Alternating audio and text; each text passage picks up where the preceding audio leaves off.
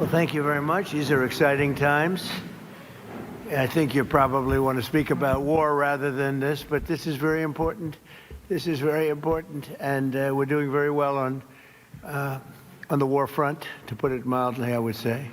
Somebody said, on a scale of 10, where would you rate it? I said about a 15. And we're going to continue to do well. We have the greatest military in the world by far. And that was a tremendous threat to us for many years. 47 years they've been killing our people and killing people from all over the world. And I think we have great support. And I think if we didn't do it first, they would have done it to Israel and give us a shot if that was possible. And if we didn't terminate the worst deal, one of the worst deals ever made, the Obama nuclear deal, I call it the Obama nuclear deal, where he gave everything to Iran, including a nuclear weapon. It was a road to a nuclear weapon. Bad things would have happened 4 years ago, because they would have had a weapon 4 years ago if I didn't terminate that deal. So we're in a very strong position now, and their leadership is just rapidly going. Everybody that seems to want to be a leader, they end up dead. And it's an amazing thing that's taking place before your eyes, because for 47 years we were pushed around, and we shouldn't have been. And I think I can say, and you see it as well as I do, you see the tremendous progress that's being made. Their missiles are being wiped out rapidly. Their launchers are being wiped out. They're attacking their neighbors. They're attacking their, in some cases, allies, or not so long ago allies. And, you know, it's really a nation that was out of control, and they would have used it on us if we let them, if we waited any longer. A big factor was Soleimani, the killing of Soleimani in my first term. And maybe the biggest factor was the rebuilding of the military in my first term. And then the B-2s hit the, and I use the word obliterate because it really was, it was a complete obliteration of their nuclear potential. And that set them back very, very seriously. If we didn't hit within 2 weeks, they would have had a nuclear weapon. If we didn't do the B-2 attack a number of months ago, they would have a nuclear weapon. And when crazy people have nuclear weapons, bad things happen. So we're in very good shape now. I want to let you know that, and we will continue forward. But it's a great display of military strength, and I'm very proud to have, with some of the people in the room, both senators and congressmen, we rebuilt, and women, we rebuilt our military during the first term, and we're using it a little bit more than I thought we would have to. Venezuela worked out really great. We have a wonderful relationship with the president and the various representatives, and we're taking out hundreds of millions of barrels of oil, and that goes to our benefit and to Venezuela's benefit. They'll be doing better than they've ever done before, and we will get a big piece of that, and we'll also make life wonderful for the people of Venezuela who have been very, very badly hit. So that's a lot said in a short period of time, but you can witness it for yourself. And now we'll get on to something that I'm very proud of, because it was sort of my idea, like very much so. Build your own power plant. And everybody thought I was kidding. They said, really, you can do that? How would you do that? I said, we'll get you fast permits, and you'll build your own plants, but we're going to discuss it in great detail with the biggest people in the industry and some of our great leaders and senators. And congratulations on the Medal of Honor for your 100-year soldier. You know, 100 years old, 101 to be exact. And Daryl's been fighting that he get the Congressional Medal of Honor for many years, Daryl, right? Mr. President, I give you all the credit for overcoming the lawyers in the Department of the Navy in a way that I thought was amazing. Yeah. And well, nobody could have done it but you. Maybe it'll be a long. We had to get it to him a little bit quickly, but he looks like he's in good shape. He's got some years left, right? He's planning to come back here for your next Medal of Honor ceremony, and he's also going to be the star at Tailhook this summer if you want to come to Reno. Well, I congratulate you for that success. That was amazing. He didn't stop. I've known him a long time. He never stops. So congratulations. It's very nice. We're here this afternoon for a historic signing that will help keep down utility bills very, very substantially, and electricity prices for millions of Americans, and in many cases for a lot of people that don't really understand why they're going up, but they're not going to be going up, they're going to be actually going down. Today we follow through on an announcement I made in my State of the Union address last week, as America's largest tech companies officially signed the Ratepayer Pledge. It's a big deal. It's going to have a tremendous impact on electricity costs. We're bringing down all of the costs. We have this little interlude to do what we have to do, because we had it going, but these interludes are very important, especially this one. But the economy has never been like this. We broke 50,000 on the Dow. People thought we wouldn't do that within the first 4 years. We did it in the first year. And we brought 7 on the S&P, 7,000 on the S&P. They said that's even less likely to happen. And we did that too, all within the first year. Under this new agreement, big tech companies are committing to fully cover the cost of increased electricity production required for AI data centers, and that would be prices for American communities will not go up, but in many cases will actually come down, and very substantially, because, you know, the data centers, and you people are so big, you're the biggest in the world, but they've developed a little bit of a bad public, they need some PR help, because people think that if a data center goes in, their electricity prices are going to go up, and that's not happening. It's not going to happen. And for the areas where it did happen, it won't happen anymore, because they never had this alternative. It's actually going to mean the prices come down. You're going to see how badly they want. Some centers were rejected by communities for that, and now I think it's going to be just the opposite. This means that the tech companies and the data centers will be able to get the electricity they need, all without driving up electricity costs for consumers. This is a historic win for countless American families, and will also make our electricity grid stronger and more resilient than ever before. So that's part of it. It's going to be strengthened up, and they're going to be getting a lot of excess electricity from the data centers where they build their own plants. They're going to be creating their own electricity. We're pleased to be joined today by Speaker Mike Johnson, who's got a difficult job, but he does it as easy as anybody I've ever seen do that job. It's never easy when you have a majority of 2, or sometimes less. I was going to say sometimes less, but he's amazing. And Energy Secretary Chris Wright, who's worked so hard, and Senators Katie Britt, Bernie Moreno, John Husted. Thank you, everybody. Really great. Thanks, Katie. Representative Darrell Issa and Derek Van Orden. Thank you both. And Derek, thank you. Nice to see you. OSTP Director Michael Kratsios, AI and crypto czar David Sachs, as well as the commissioners of the Federal Energy Regulation and Regulatory Commission, and an audience. In the audience, you have Laura Sweat, David Rosner, Lindsay C., and Judy Chang, all very well-known people, especially in this group of geniuses. We have a lot of geniuses here, and a lot of geniuses that are also very strong people representing labor. We love labor. We love these guys. I also want to recognize the industry leaders here to sign the pledge, and this is a pledge that's going to be a very important pledge to the country and to their companies also. They benefit also very substantially, including President of Google, Ruth Porat. That's a good company. That's big stuff. Google, that's, you know, it used to be U.S. Steel and things like that. Now it's Google and other places.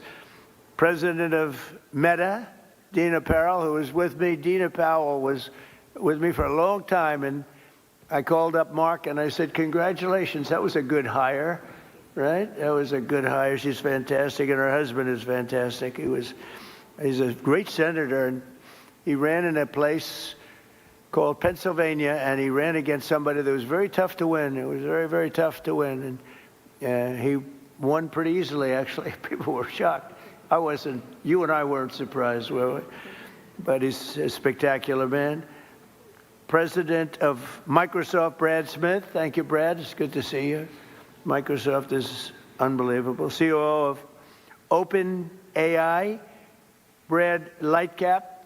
Brad, where are you, Brad? Brad, you're so young. Look at how young. I think you have to be young in that world, perhaps. Thank you, Brad. CEO of Amazon Web Services, Matt Garman. Matt, thank you, Matt. Very well. Say hello to my friend, right? Doing a good job. CEO of Oracle, Clay Moosquark. Moosquark. Is that fairly good? I don't know. I'm not sure. I usually don't, I just go right over it and I say, Moosquark. But how are you? Thank you very much. Appreciate it. I give you a hard job. It's a hard name. You did good. You did well for the difficulty of that name. That's right. I think so. Thank you very much. And Gwen Shortwell, Gwen Shortwell of XAI, another real leader. Thank you very much. Thank you. Thank you very much. Appreciate it. And say hello, right, to a special person. The last administration, their allies in Congress gave us the worst inflation in, I say, the history of our country, but they say 48 years. So I'll take either one. It doesn't matter. The press gets very upset when I say in the history of our country. They get very angry about it, actually. They say it was only 48 years. I say, you know, in some ways 48 years sounds worse because it's very specific. But it sounds a little worse. But either way, take either one. And the ruinous energy policies were a big reason why many working families' utility bills increased more than 30% during the Biden administration, the worst administration in the history of our country. That's why on day one I declared a national energy emergency. We had no choice but to do that, and signed an executive order to dramatically accelerate construction of new energy infrastructure, which we are doing at record numbers. And we're rapidly bringing down those costs, very rapidly. We inherited a mess. I say it all the time. We inherited a total mess. And in many cases, we've fixed it, but we're fixing it. And we'll always be fixing it. We're going to make it better and better and better. Many Americans are still concerned that the massive energy demand from AI data centers could drive up their electricity bills in the future, and we understand that. By 2035, energy demand is expected to more than triple. Can you believe it? A lot of it is AI, and it's also all these big plants that are being built all over the country. They're coming in from Canada and Mexico, from Germany, from Japan, from South Korea. They're all coming here to build cars again. You know, we lost 54% of our car industry because we had presidents that, honestly, on trade and business, they didn't know what the hell they were doing. I could say the same thing for the chip industry. We lost the chip industry, but it's all coming back. You could have stopped it so easy. All you would have had to do is put a charge or a tariff on. If you wanted to leave the United States, that's fine. You can go to Taiwan or anywhere you want. But if you're going to make your product and sell it back in here, you're going to pay 100% or 200 or 300% tariff. And nobody would have ever left. But they missed that opportunity. But it's not going to matter now because it's all coming. They're all coming back. By 2035, energy demand is expected to more than triple. Under the Ratepayer Pledge, we're signing today, the big tech companies are making 5 important commitments to keep utility prices down for American consumers. First, these companies are committing to provide or pay for all power generation and electricity needed for their AI projects, which is massive. And where possible, they'll add capacity to the grid by building new power stations. So they're going to be making their own electricity. They're not going to be taking from the grid, and they will actually probably, based on what I'm seeing, they're building overcapacity, and they'll be able to sell that overcapacity at very low prices into the grid. In addition to that, we're fixing the grid. Now, if we didn't do this, this was, I believe, I don't know, nobody's going to challenge you, won't challenge me. I think this was my idea. I said, wait a minute, we can't, when I first got involved with AI, they said, we will need triple the energy. Think of this, triple the energy of what we have now. Some people said double. I said, whether it's double or triple, that's crazy. And that was just for AI. It is incredible And when you see the buildings we're talking about, you start to understand it. But unless you saw it, buildings that go for miles, buildings that are so big, buildings that cost $60 billion. I said, you mean $60 million? When I first got involved, they said, we're building a $60 billion building. I said, you mean 60 million? 60 million is a big building. It's not that big, but it's pretty big nowadays. They said, no, no, sir, we're going to spend 60 billion, but now it's like 100 billion and 150 billion.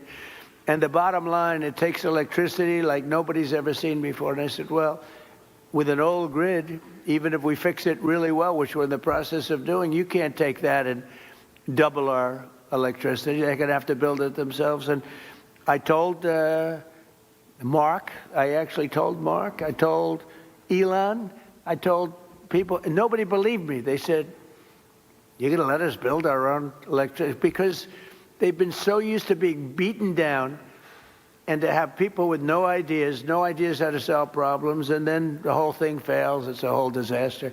They said, no, I'm serious. And in one case, they submitted plans, and they didn't do what I told them. And when I called them, I said, why don't you have your plant here? We thought you were kidding. Are you serious? You really? They couldn't believe it, in a good way. They said, it's too good to be true. And I said, no, it's not. And here's the other thing. You'll have your approvals within 2, 3, or 4 weeks. It used to take 20 years to get it prior to rejection. So in other words, you go 20 years prior to rejection. They'd vote. I've known many plants where they've been, I knew people, they started off young. They were young trying to get approvals for a stupid plant, one plant. Their whole life was devoted to getting this plant. And around 22 years, in one case, 22 years later, he got rejected. I said, that's not good. He wasted, let's say, half of his working life on getting an approval, and he didn't get, now we get it in 2 weeks, 3 weeks, maybe 4 weeks. When I came in originally in my first term, we had 2 big LNG plants in Louisiana. They were in the 14th year of getting approvals, and they had just been rejected. And I got involved. They were tremendous plants. They're up now. They're working beautifully. They built the 3rd one. They're magnificent. I mean, if you like pipes, this is a plant. The whole thing is, you look inside, all it is pipes. I've never seen anything quite like it. It's like lying 2 or 3 Empire State Buildings on their side and doing nothing but putting pipes into it. So I didn't know exactly what it represented. All I knew is this is what they needed. So I got involved. The first one I got done in 1 day. The second one, I was a little bit slower that week, and it took me 1 week. So I got the first one done in 1 day, got fully approved. And when they called up the head, and I didn't want anything. I don't want anything for myself. I want it for the country. When they called up the head of a company like a Microsoft or like any one of the people in this room, but they called up the heads, they said, no, we got rejected. No, you just got approved. It was 1 day and 1 week, and they were built, and they're in your state, by the way, right? Yes, and they are big. Yes, they are. And they're doing great. Lots of pipes. And there are lots of pipes, right? That's all I noticed. I said, I've never seen anything like that. Anyway, so for these companies committing to provide or pay for all power generation electricity needed for their AI projects, where possible, they will add capacity to the grid. They're going to be adding a lot of capacity, and I think it's going to be really, and I've seen some power plants. I'm actually more interested in the power plant than I am in information. I said, where do you make the money for this? They said, information. I said, okay, that's good. That's got to be a lot of information, though, right?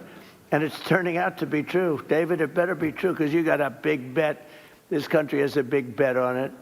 But it's incredible what they're doing and what they're coming up with. Second, they'll cover the costs of upgrading existing power delivery infrastructure and their energy demand as it requires further investment. So they'll be upgrading existing power delivery infrastructure. They will, third, negotiate separate rate structures with utilities to cleanly assign them to the costs of new capacity investments and commit to paying even if they do not end up using all of that electricity. They're going to make a commitment.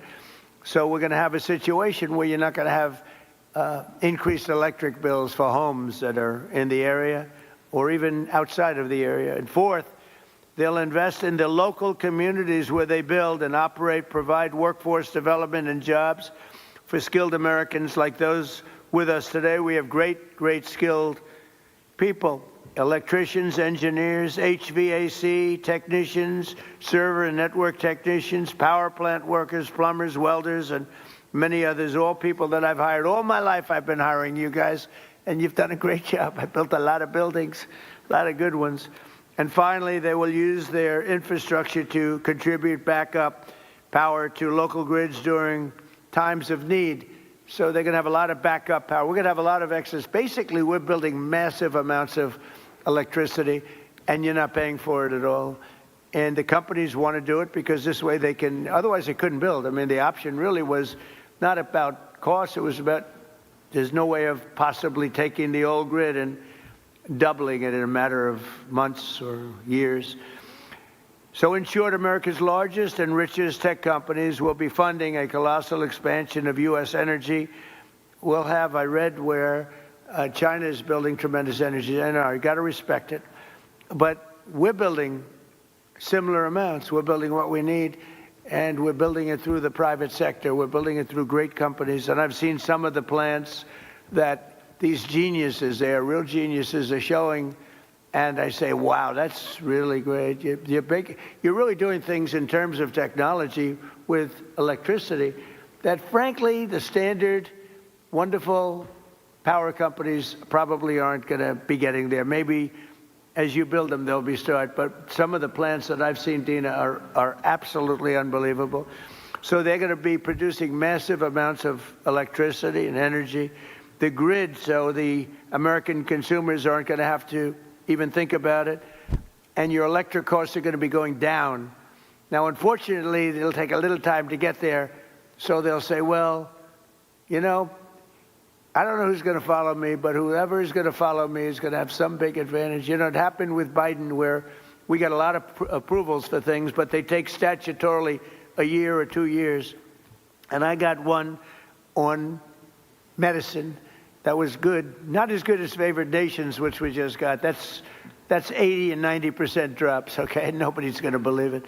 But I got one on various medicines, and it was good, but it doesn't kick in for 2 years. I said, I hope I win this election because I'm going to get so much credit. And the election was rigged and stolen. And he stood up there one day getting credit. He didn't even know what the hell he was talking about. He got the credit. He was talking about how he did this, and he had no idea what he was talking about, but we were the ones that got it. And I hate that. So this is going to happen again because somebody's going to be getting a lot of credit into the future. But this is really the pretty current future. This is going to go very quickly. This is going to happen almost immediately. The United States is leading the world in AI by a lot. We're leading China. We're leading everybody by a lot. Without this, you wouldn't even, I don't think you could build, Brad, you couldn't build a plant, right? Without this, I don't think you could, you'd have to rely on the grid, and you wouldn't be able to do that.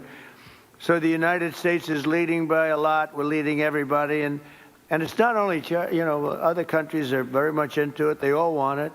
But we're going to be dominant in this field, which is very important. In crypto, we want to be dominant. We want to be dominant in everything we do.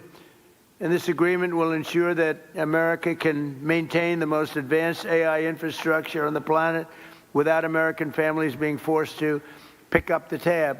And that's why the early ones, they hook up to the electric utilities and they can't produce the kind of numbers electric-wise that they want, and they end up raising the rates. It's not going to happen anymore, and now it's going to go the opposite way. They'll make a lot of money, and electric rates, we actually think they're not going to stay. I think they're going to actually, Chris, they're going to actually come down. So your electric bills will actually come down. It'll take a little while, but not long.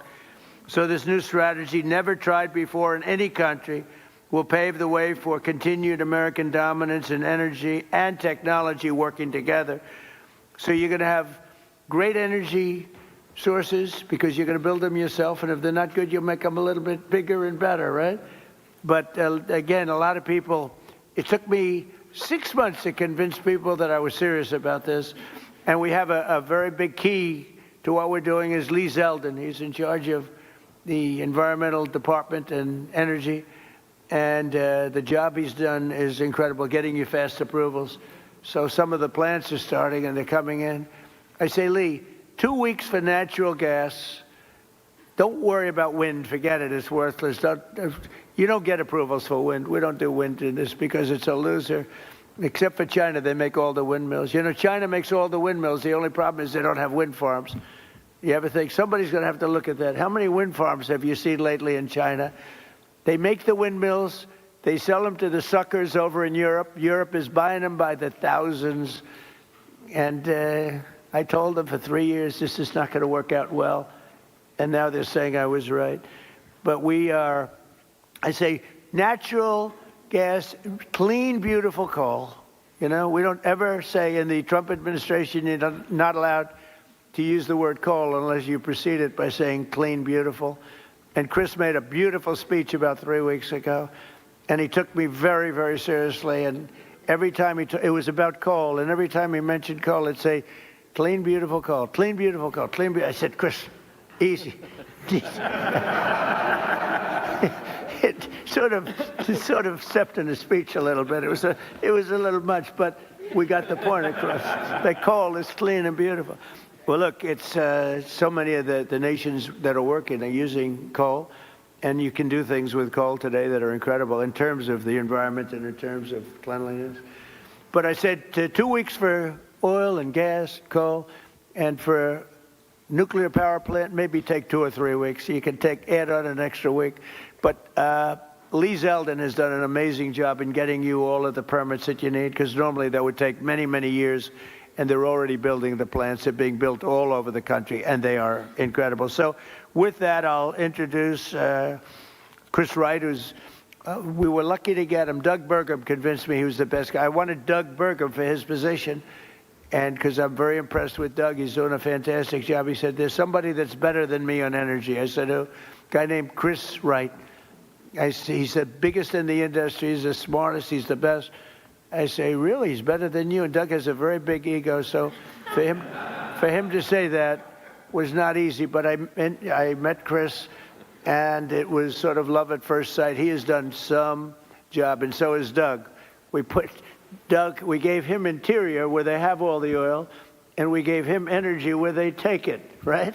So we sort of did a friendly merger without going through Congress, because if we went through Congress, it would never get done unless the Speaker wanted to get it done, in which case it would be all right. So, Chris, you could say a few words, please. You bet. First of all, thank you all for being here today. The reason we're here and the things that are going to happen are because of the people in this room. I want to thank you, Mr. President, for your leadership.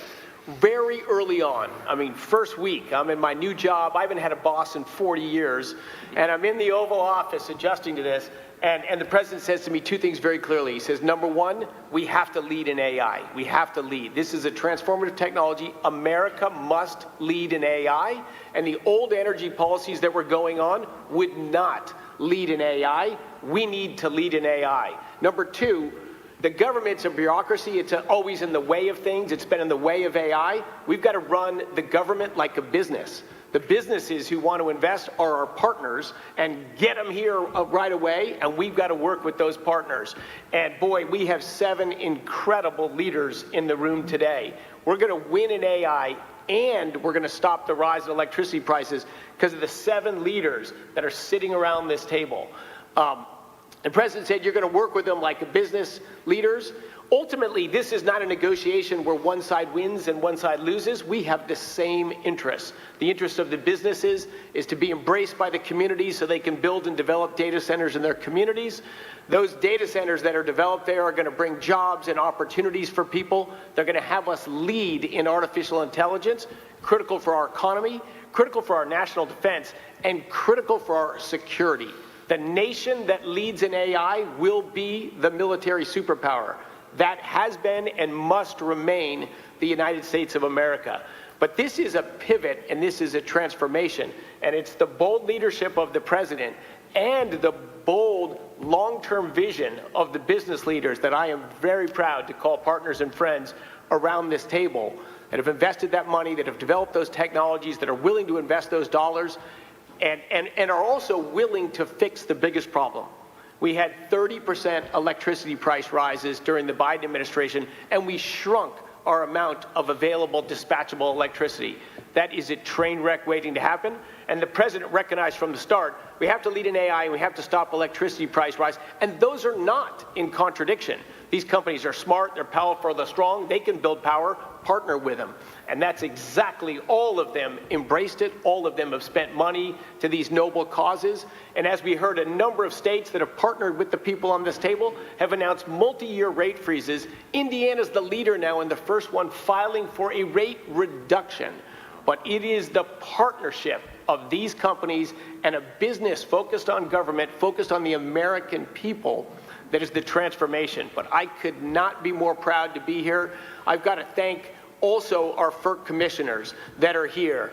FERC is a noble regulatory agency that just got bureaucratic and lived in a different time and a different age. We need to make things happen fast. Could they stand up? Yes, can all the FERC commissioners stand up? Because, you know, they're the most powerful people in the country. And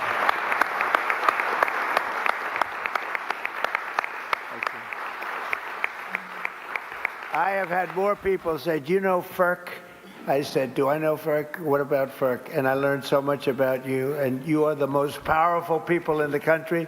So we want to be very nice to you. Please get us approvals. Please get us those approvals, okay? Thank you all very much. Thank you. The FERC team has worked hard, smartly, and practically to enable the revolution that's going to happen. America leading in AI and stopping the price rises. Thank you all so much. And boy, one of the other things I'm crazy lucky about is to work as a partner with a guy who has the hardest job in the world and does it with a smile, does it with charm, and does it with grace. Speaker Mike Johnson. Well, thanks so much, Mr. Secretary. Thanks to you all. It's a great honor to be here with the leaders of tech and industry, the FERC commissioners. They are so very important, and all these folks who help all this happen.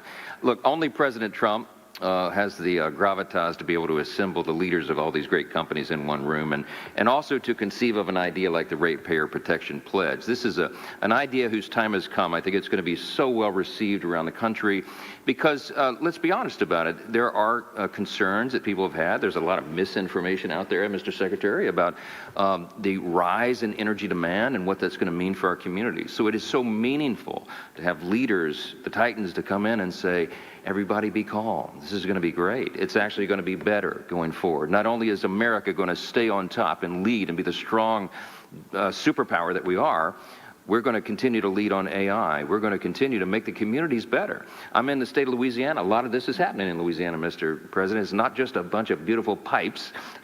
It's also data centers. Meta's doing a big one. And, of course, Amazon's working in Louisiana, and Stack, and so many of the other companies.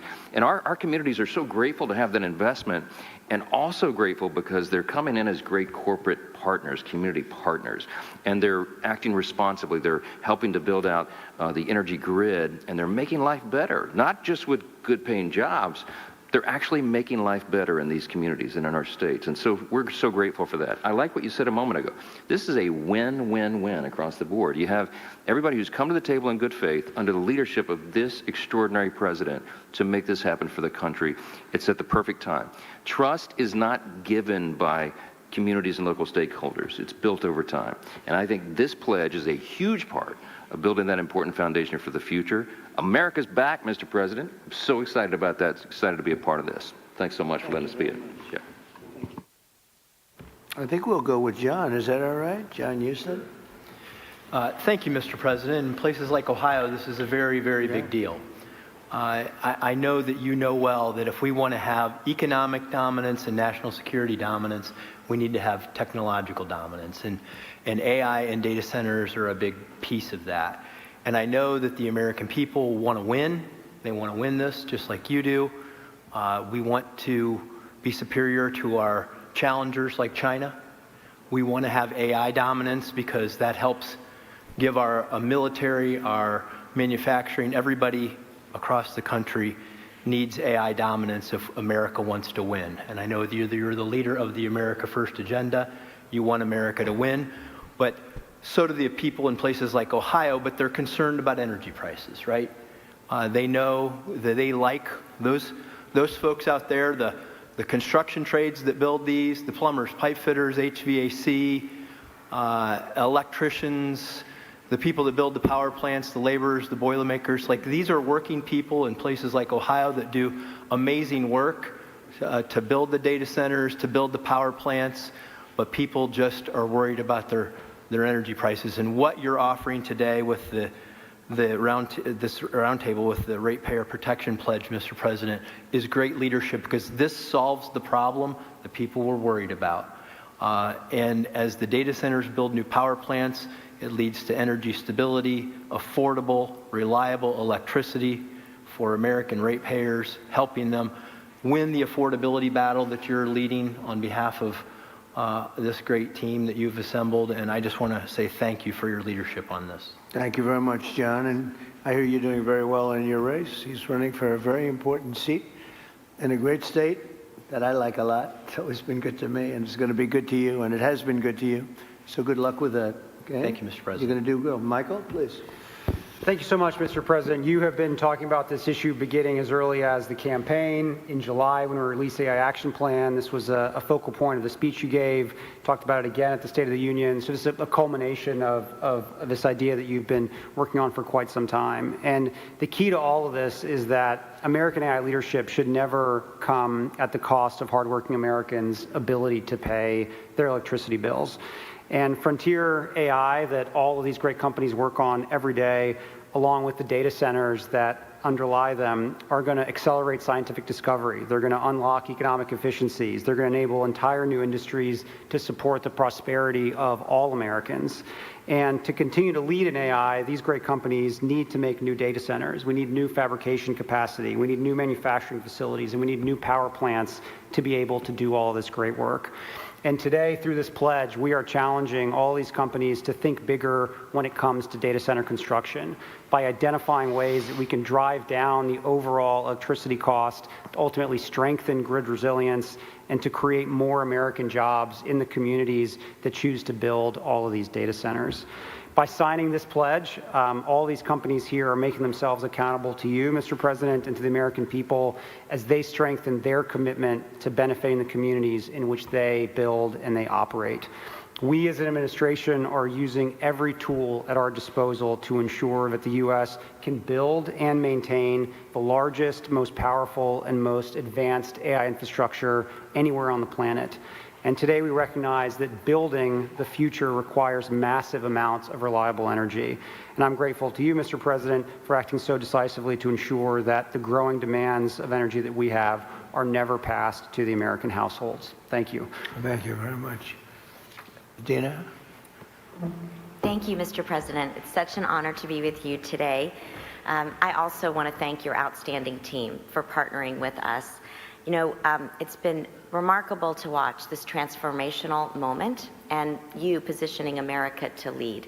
Our country has had very big transformational movements before, whether it was coming together, World War II, or the Industrial Revolution. But this is different.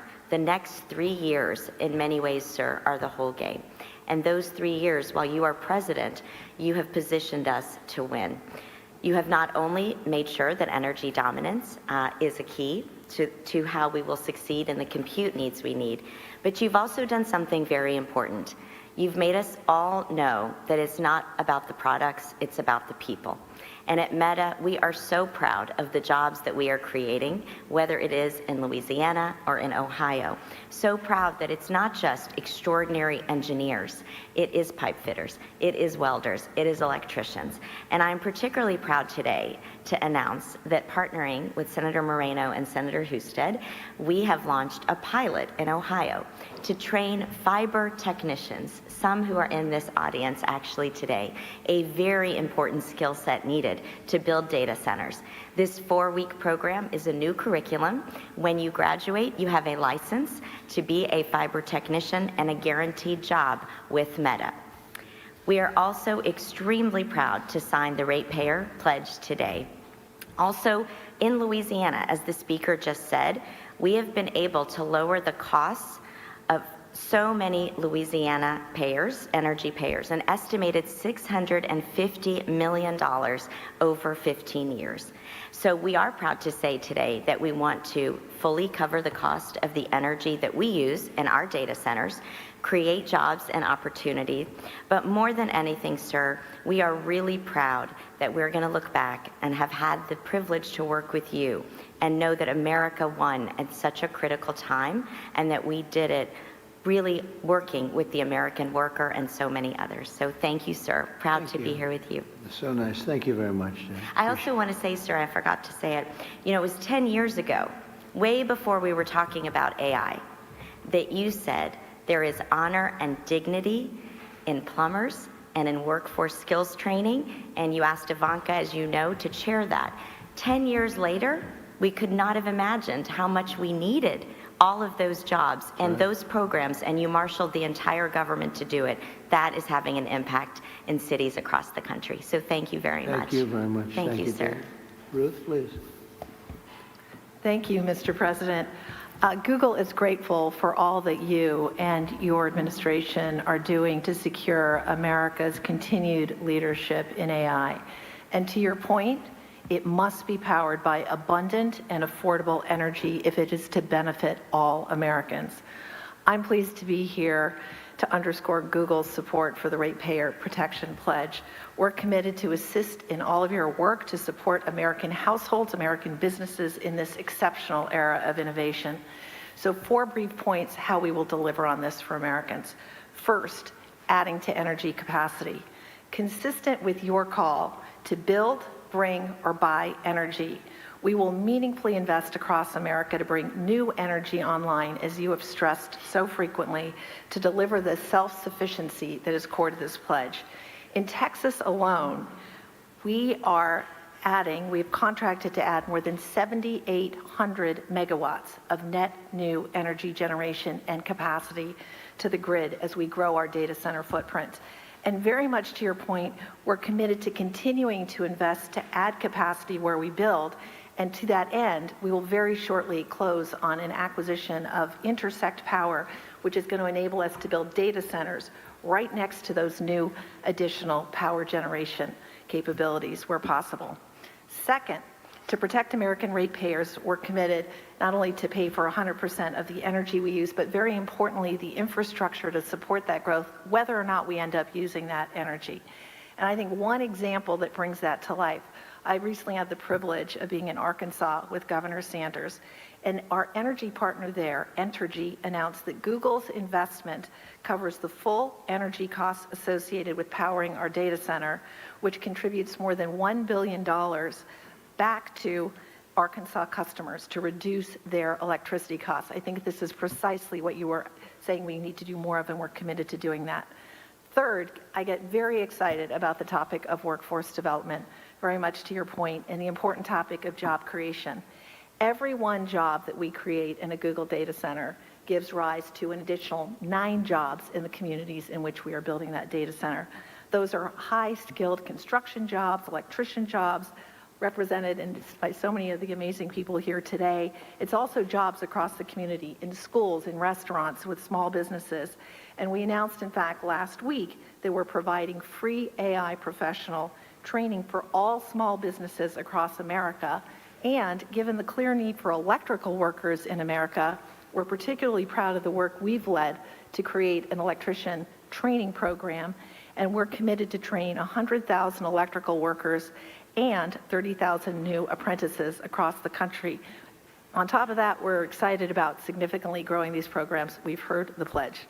Finally, Mr. President, as you said, the American grid needs to be more resilient, and so we're investing here as well. 2 quick things.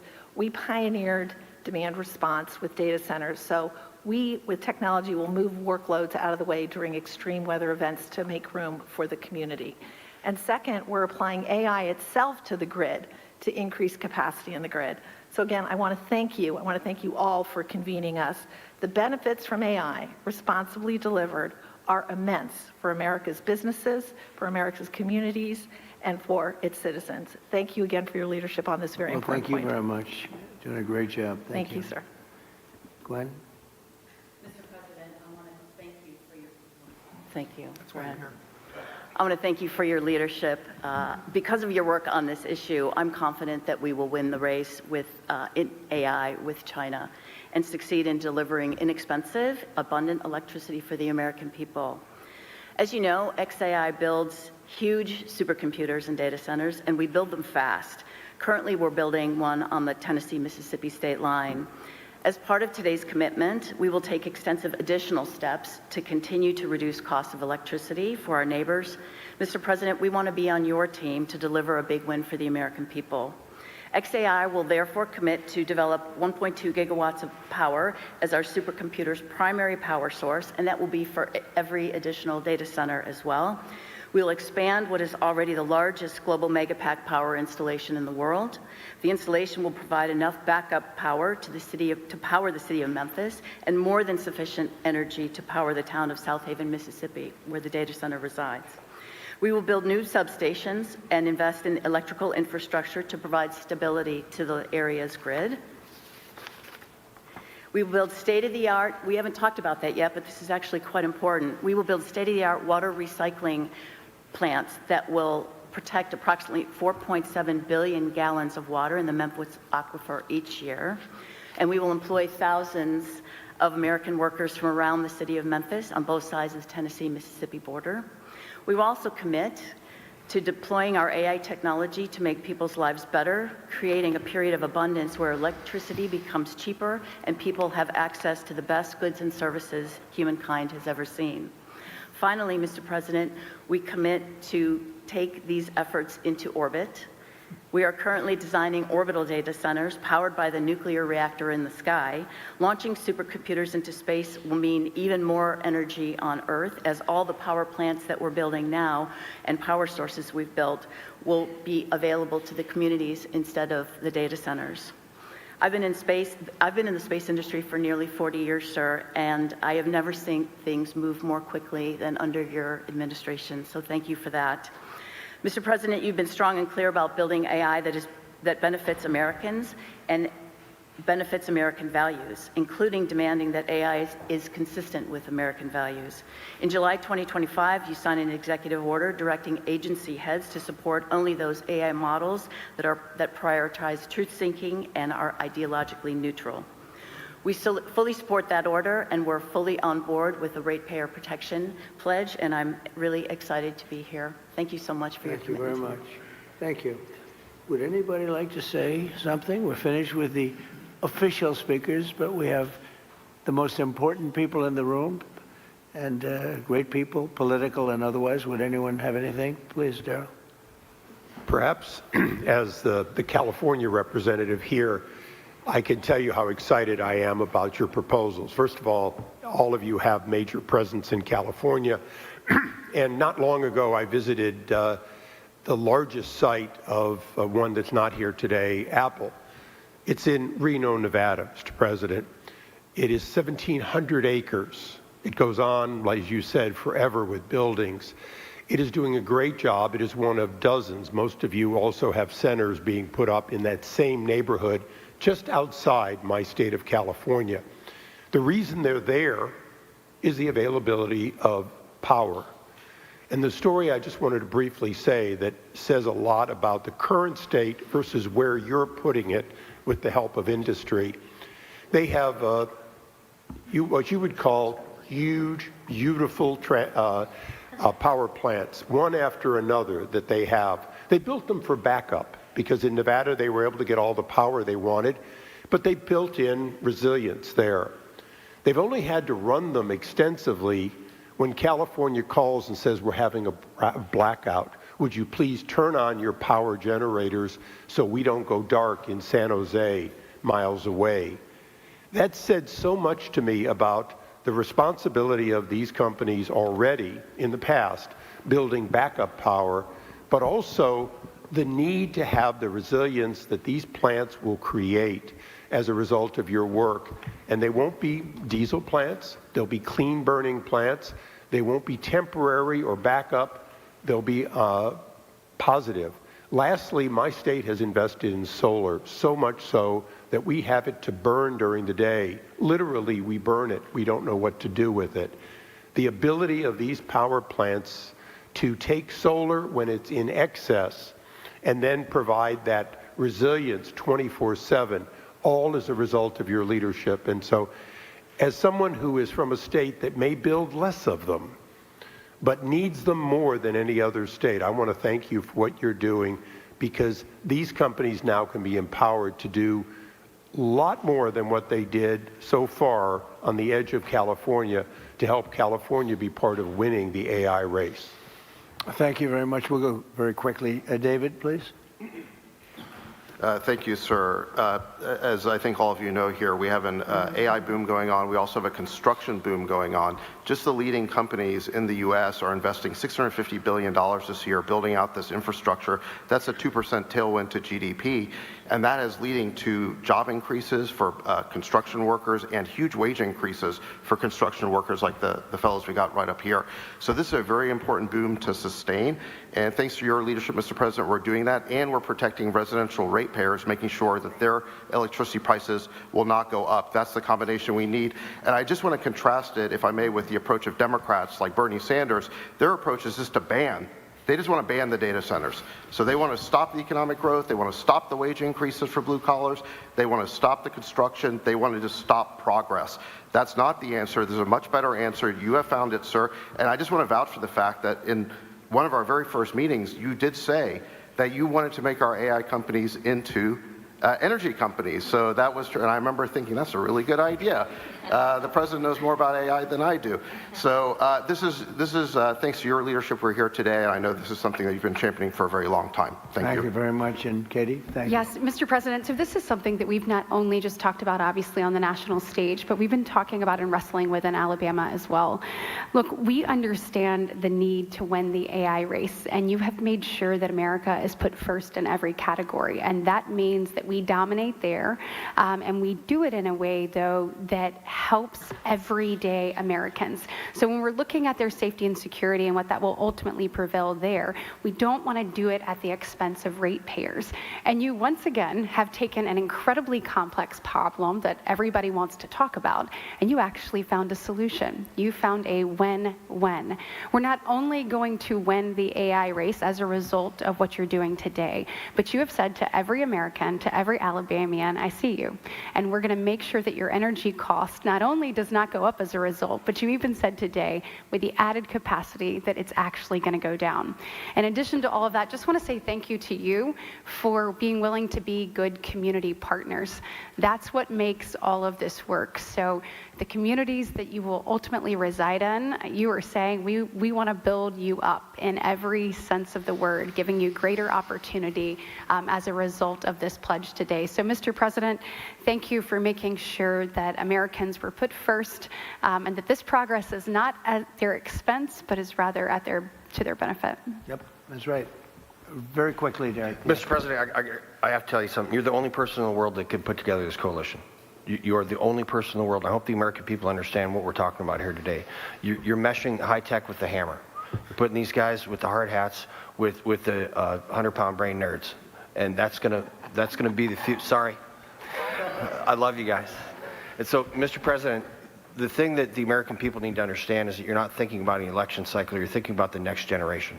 And what you're doing today by having this coalition of people is making sure that the future generations, our children, are not going to have to be concerned about losing a war. And that means so much, especially in this time now, if people really take a step back and appreciate this is actual visionary leadership, and it's going to take care long before or long after we're all gone, sir. Your efforts today are going to make America great into the foreseeable future. So thank you so much. Thank you, Derek. You're doing a great job. Bernie, I think you're okay. You want to say something really fast, Bernie? Thank you. He gets my vote. He gets my vote. I have to go back and look at the war.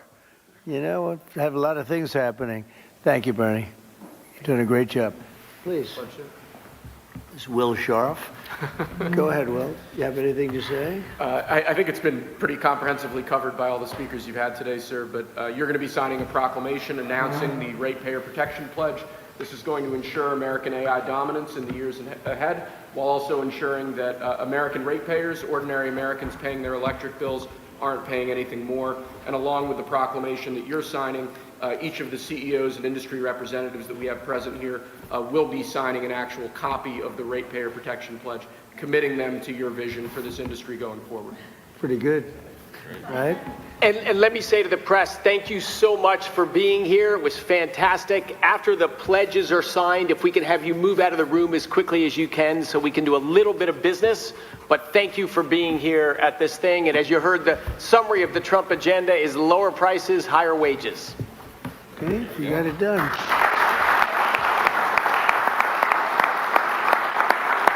That's a good one. It's a good one, Mr. President.